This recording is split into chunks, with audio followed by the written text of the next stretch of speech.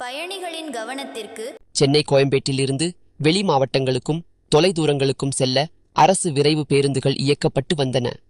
தனியார் ஆம்னி பேருந்துகளும் கோயம்பேட்டில் இருந்து இயங்கி வந்த நிலையில் போக்குவரத்து நெரிசலை குறைக்கும் விதமாக வெளியூர் செல்லும் பேருந்துகள் அனைத்தும் புதிதாக கட்டப்பட்ட கிளாம்பாக்கம் பேருந்து நிலையத்தில் இருந்தே இயக்கப்பட வேண்டும் என்று அரசு உத்தரவிட்டது.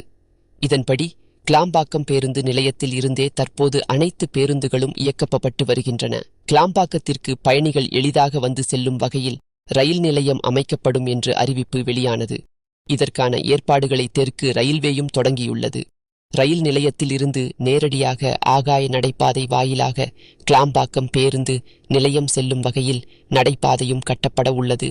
தற்போது கிளாம்பாக்கம் செல்வதற்கு கோயம்பேட்டிலிருந்து தொடர்ச்சியாக மாநகர பேருந்துகள் இயக்கப்பட்டு வருகிறது. இருந்தாலும் புறநகர் ரயில் நிலையம் கட்டி முடிக்கப்பட்டு பயன்பாட்டுக்கு வந்தால் சிரமம்